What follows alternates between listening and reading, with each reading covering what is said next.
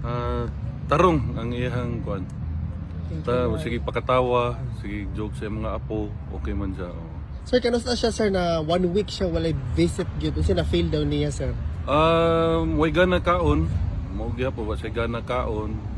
Pareha karon akong ginamasahe, sige kurok antiyan. Istorya po na akong mga security, usay di mo bangon, kapoy. Matod pa niya, mo daw na kuan. Naanad na daw siya sa iyahang kahimtang nga ublo. Nasa loob. Ublo. Mo na isulti ublo.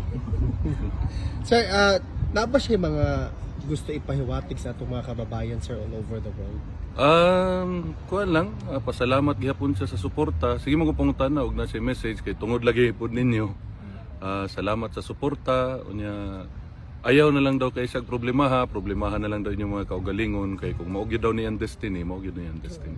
Pwede ba na ako i-question to sa balay? Yes, Oh. of Sir, course. kanang naabot na ba sa iya, sir? Ako siyang ipangutana po.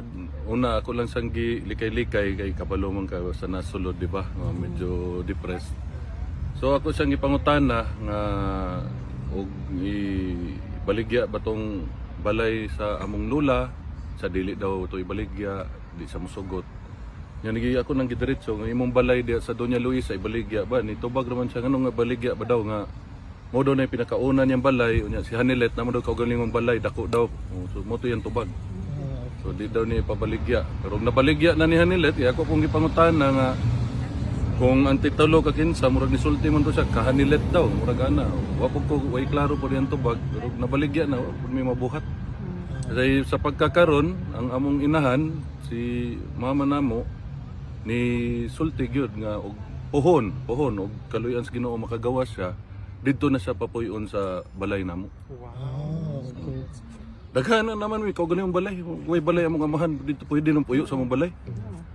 Sir, kay worried ba good ang buong Pilipinas o mostly supporting ni Tatay Digong na ang balay daw pero holds history na daw. Di ang kuan gid namo ana nastoryahan namo ni VP Inday o ni Mayor Baste na kanang balaya dili na siya actually na masulti nga kang sa among amahan. Ang tagiya na ang tiga Davao na kay nahimo na nilang adtuhanan ng lugar.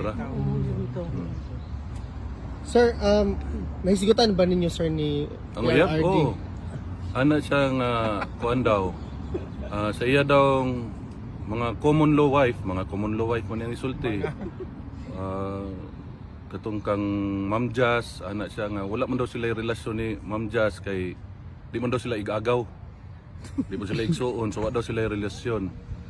So sa tanang uyab po daw niya katong sa nailhan ako nga 13 ka buok des Davao.